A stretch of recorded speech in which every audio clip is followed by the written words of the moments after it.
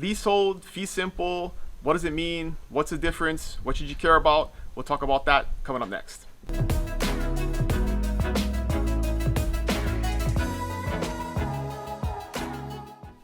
One of the top 3 questions I get about real estate in Hawaii is what the heck is leasehold and what is fee simple?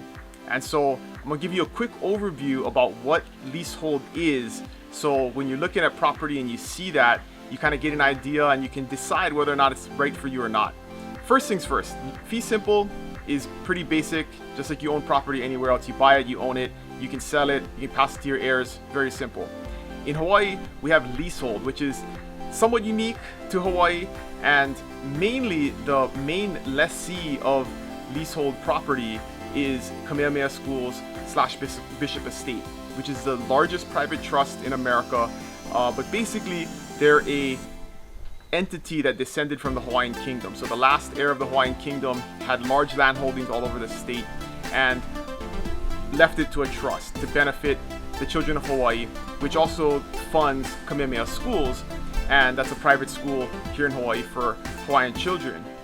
And so one of the ways they generate revenue is through leasing the property that they own to people to use, generate income, farm on, so the property doesn't sit fallow, and it allows for farmers to have access to land at a lower cost as you normally would, but you just don't own it like you would fee simple property. So what does it mean to be leasehold? Leasehold basically means that you are entering into an agreement to use and hold that property like you own it for a specified period of time, right? So leases are usually around 30 years. They vary based on what you negotiate with Kamehameha Schools, but you basically get ownership of that property to do what you want with it, to farm on, to live on, to make improvements to for the time that your lease is in effect. And so there are some other costs that are rolled into that. There is a lease rent. Some of the leases also have a component where a part of the production from the farm needs to be paid to Kamehameha Schools. So you need to consider all of those things and look at those things before considering a leasehold property, but it can be a very good option to get property at a significantly lower price than fee simple property if you're looking to do some kind of agricultural venture. The other aspect of leasehold is we do have leasehold condos. Those are not necessarily all owned by Kamehameha Schools, but there are some that are owned by private owners that turn them into a leasehold property. There are many vacation rentable condos and oceanfront condos that are leasehold, and you'll see them because the price is great.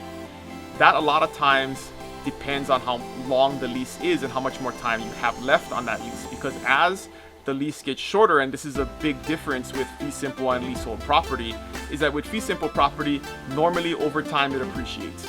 With leasehold property, over time it actually depreciates, because the shorter the lease gets, the less you can get in a resale of that property. So that's why sometimes you'll see a property for a really great price, but they may only have 10 years left on the lease. So you're paying for that property with no guarantee that you're going to be able to renegotiate and extend that lease into the future.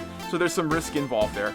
But just like with farmed leasehold property, if it's a condo and you can vacation rent it and you run the numbers and it makes sense, you got to look at it like a business. So if the vacation rental income can return on your investment and it makes sense for you from a business standpoint, then that's one way that you should really look at it, evaluate leasehold property. Another one is if you just want to use it for 20 or 30 years or 10 years and you're not really concerned with passing it on to your heirs or using it as an investment to accumulate appreciation over time, then a leasehold property can make sense. But that's something you really have to understand. If you want to invest in property to pass on to your kids, your heirs, or maybe resell in the future for a profit, then leasehold may not be the best option.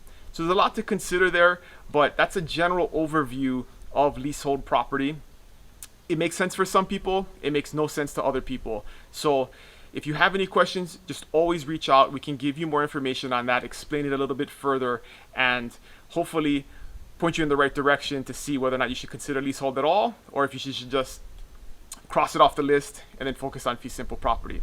But if you have any questions, you can just shoot them in the comments below or email me at dylan@buybigisland.com and we'll get right back to you. Thanks so much for watching. Aloha.